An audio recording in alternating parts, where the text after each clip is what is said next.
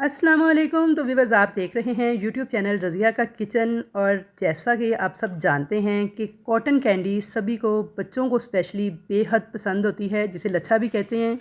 और अगर यूट्यूब पर कोई ऐसी वीडियो आपको मिल जाए कि जिसमें आपको कॉटन कैंडी बनाना बता दें, और वो भी बग़ैर मशीन के जूसर ब्लेंडर जग के अंदर, तो क्या ही कमाल की बात है। तो जूसर ब्लेंडर जब जग जो है, जैसा कि सभी के घरों में मौजूद होता है, तो बहुत सारी वायरल वीडियोस यूट्यूब पे मौजूद हैं जो कि पूरे वसूख और पूरे यकीन से आपको ये बता रहे हैं कि ये आसानी से ब्लेंडर जग में बन जाता है। तो आज मैं भी ये कोशिश करूँगी, मैं भी बनाकर देखूँगी कि ये परफेक्ट बनता है या नहीं। तो वीडियो को आपने लाजमी एंड तक वॉच करना है, और एंड पे असल ऑथेंटिक तरीका देखकर मेरा आप हैरान रह जाएंगे कि ये कैसे इतना शानदार परफेक्ट लच्छा बन के तैयार हुआ।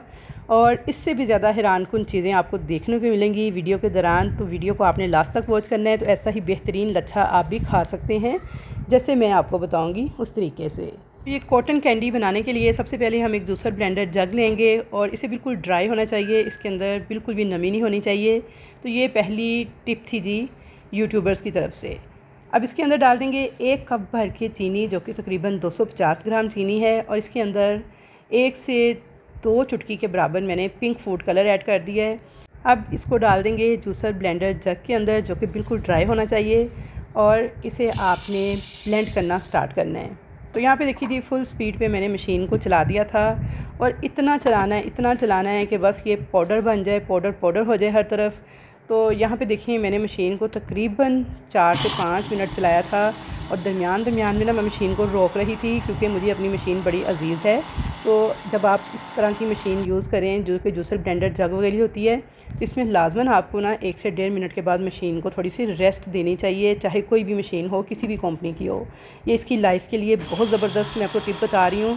तो कुछ लोग जो इसको चला के छोड़ देते हैं ना, 5 मिनट 10 मिनट जूस वगैरह बनाते हैं या कोई भी रेसिपी तैयार करते हैं, यकीन करें इससे आपकी जूसर ब्लेंडर मशीनें जो है ना, उनकी लाइफ कम हो जाती है और वो जल भी सकती हैं। तो आपने इस टिप को लाजमी फ़ॉलो करना है कि चाहे आप कॉटन कैंडी वाली ये रेसिपी ट्राई कर रहे हैं, या फिर आप घर पे कोई जूस शरबत बना रहे हैं, आपने इस तरह की जूसर ब्लेंडर मशीन किसी भी कंपनी की हो, उसे 1 मिनट से ज़्यादा मुसलसल नहीं चलाना। आपने उसे 1 मिनट के बाद ब्रेक देनी है, थोड़ी सी चंद सेकंड्स का गैप देना है, और फिर उसके बाद आपने इसको चलाना है। तो बहुत ज़बरदस्त रहती हैं ये मशीनें, जो हैं लाइफ टाइम चलती हैं। मेरी ये मशीन अल्हम्दुलिल्लाह 20 साल पुरानी है, मेरी जहेज़ की मशीन है, और यकीन करें मैं आज तक इसे चला रही हूँ। कभी भी मुझे इसे किसी मैकेनिक को दिखाने की ज़रूरत पेश नहीं आई। तो बस आपने इस टिप को लाजमी फ़ॉलो करना है। तो यहाँ पे देखें जी, कम से कम 10 मिनट तक मैंने मशीन को ना दरमियान में थोड़ा सा रोक के तो चला लिया था। तो आज इस रेसिपी को फॉलो करते हुए मुझे लग रहा था कि मेरी 20 साल की मेहनत ज़ाया हो जानी है, और मेरी मशीन जल जानी है अगर मैं इसे बंद नहीं करूँगी। लेकिन यहाँ पे देखिए जी, कुछ ऐसी कंडीशन थी चीनी की, ये बिल्कुल पाउडर बन गई थी, और ऐसे धुआं निकल रहा था ना जग के अंदर से, कि जैसे जग के अंदर आग लगी हुई है। और इसके किनारों पे वाइट कलर की चीनी पिस के अच्छी खासी उसकी एक लेयर जम चुकी थी। तो बस फिर मेरी बस हो गई, और मैंने इसे उतार लिया। इससे पहले कि मशीन जल जाती या फिर मोटर ख़राब होती मशीन की। इस वक्त मेरा जग जो है मशीन का, नीचे से उसकी बेस भी बहुत ज़्यादा हीटअप हो चुकी थी। जग को भी मैं हाथ लगा रही थी तो अच्छी खासी हीट फील हो रही थी, और ऊपर से भी आप देख सकते हैं चीनी के कैसे धुएँ निकल रहे हैं। तो यहाँ पे ना 15 मिनट तकरीबन मशीन को मैंने चला लिया था रोक के, और तजर्बे सारे करने के बाद, हर कोशिश करने के बाद, ये फ़ाइनल चीनी की कंडीशन आपके सामने है। और जग की कंडीशन देख लें, किनारों पे चीनी के सख्त सी लेयर जम गई थी।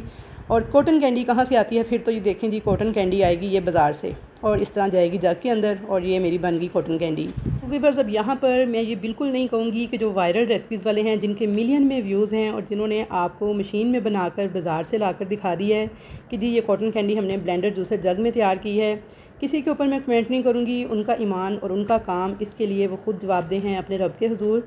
बट मुझे ये लगता है कि ये कोई शर्म की बात नहीं है कि अगर आपकी कोई रेसिपी फ़ेल हो जाती है, आपको इसका पॉजिटिव रिज़ल्ट नहीं मिलता, तो इसमें ऐसी कोई शर्म वाली बात नहीं है कि आप लोगों के साथ शेयर ना करें।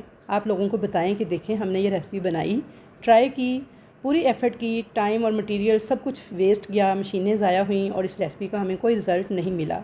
बल्कि ये बहुत बड़ेपन की बात होती है, और जो आपकी ऑडियंस है वो आप पे एतमाद करती है। उन्हें पता है कि हमें यहाँ से जब भी मिलेगी ऑथेंटिक रेसिपी मिलेगी, कभी भी हमें मिसगाइड नहीं करेंगे और किसी गलत रेसिपी की तरफ गाइड नहीं करेंगे।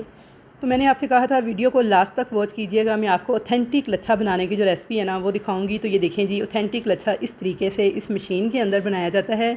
तो पिछले दिनों मुझे रोशनाई गेट फूड स्ट्रीट जाने का इत्तेफाक हुआ। तो ये देखिए जी, ये चीनी डाल रहे हैं और ये मशीन के अंदर उसने पहले थोड़ी सी चीनी डाली थी, थोड़ी सी शक्कर डाली थी।